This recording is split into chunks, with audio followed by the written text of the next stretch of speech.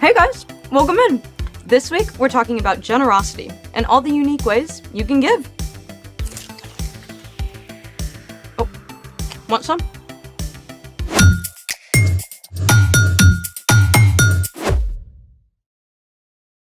Hey guys, welcome to Story Lab. I'm Sebastian. And I'm Skylar. This month, we're talking about how everything we have is a gift from God. Speaking of which, snack much? It's for my health. Oh, high fructose corn syrup? Monocalcium phosphate? Special delivery snacks. I am required to snack today. How's that?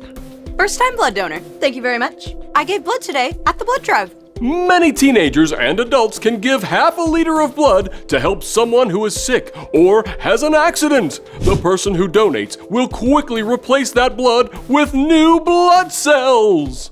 Way cool. How was it?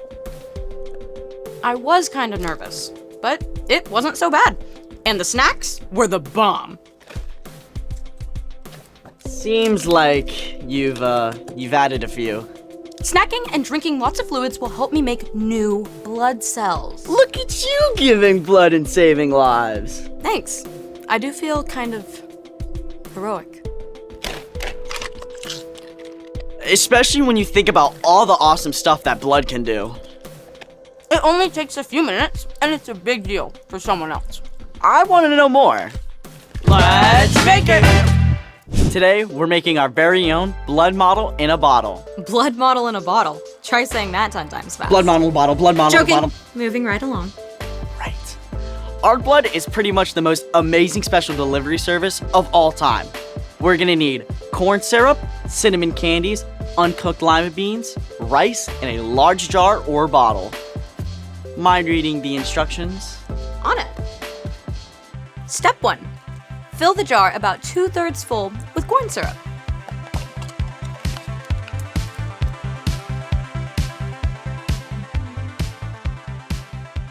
The corn syrup represents plasma. Plasma is the part of your blood that carries around all of the other elements. It makes up about 55% of your blood. Step 2. Add a good bit of cinnamon candies.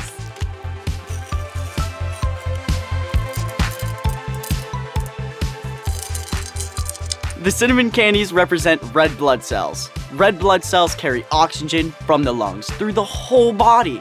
Kind of like a food delivery service, but for air. Just like tiny little pizza delivery people. Step 3. Add a few lima beans.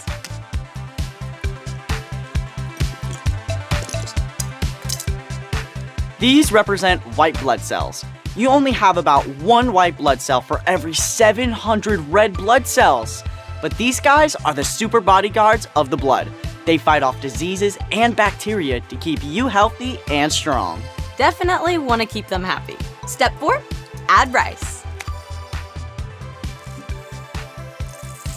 This is the final component of our blood. Platelets. Platelets form clots to help stop bleeds when we get hurt. Oh, like a scab. Now, we just cap off our model and we're good to go. Hard to believe a couple little drops of blood can do so much. Literally can't survive without it.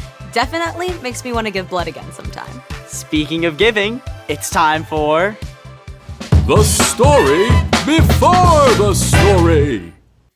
Today we're in 1 John. 1 John was written by, you guessed it, John. The same John who was one of Jesus' closest friends and recorded a full account of Jesus' life. In this letter, John wrote to some Jesus followers. Who were up against some big problems. False teachers were preaching untrue things about Jesus. John wrote to encourage the believers by sharing God's amazing love for us in sending Jesus. And how we can become more like Jesus as we follow him. Which is where our story starts. Take it away. Hey everyone, I'm Padma, and I can't wait to dig into God's Word with you. We start out with this line from 1 John. We know what love is because Jesus Christ gave his life for us.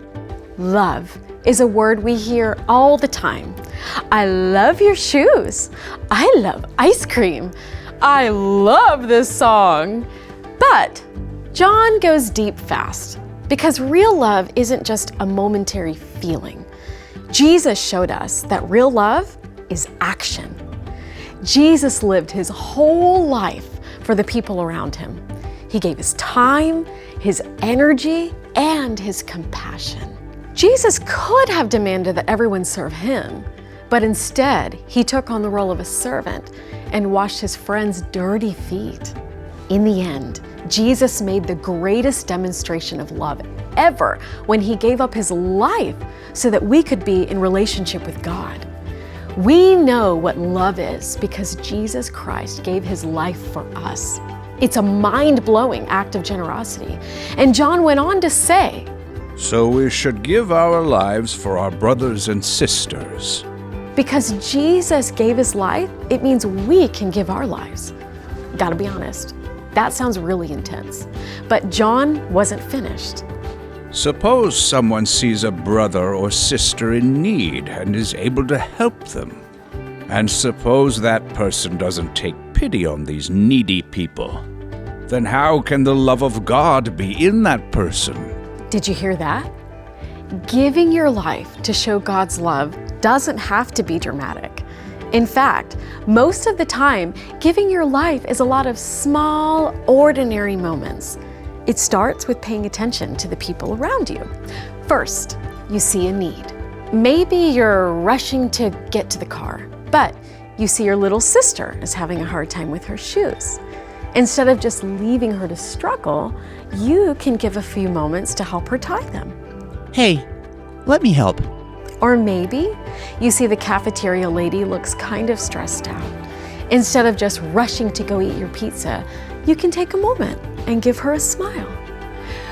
This looks really great. Thanks for all you do. When you ask God to show you ways to give, you'll see needs all around you. From someone who needs a warm jacket, to a new kid who needs a friend, to your teacher who really just needs everyone to be quiet and listen. This is a broken world, and you can't fix everything, but you can make a big difference to those around you as you choose each day to give a helping hand or share your time. John finished by reminding the Jesus followers, Dear children, don't just talk about love. Put your love into action. Then it will truly be love. when we follow Jesus, we put love into action. We have the amazing opportunity to give up our lives in big and small ways each day to tell a beautiful story about God's generosity to the world. The end. Honestly, giving up my life has always sounded kind of big. Like going around the whole world to talk about Jesus. Sometimes God calls us to really big things, but for most of us, most days, it's all about being generous in the small things. So, What's our part in this story?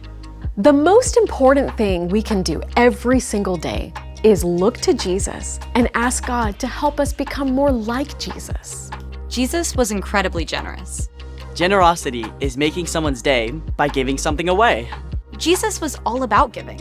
He's all about love in action. That's right.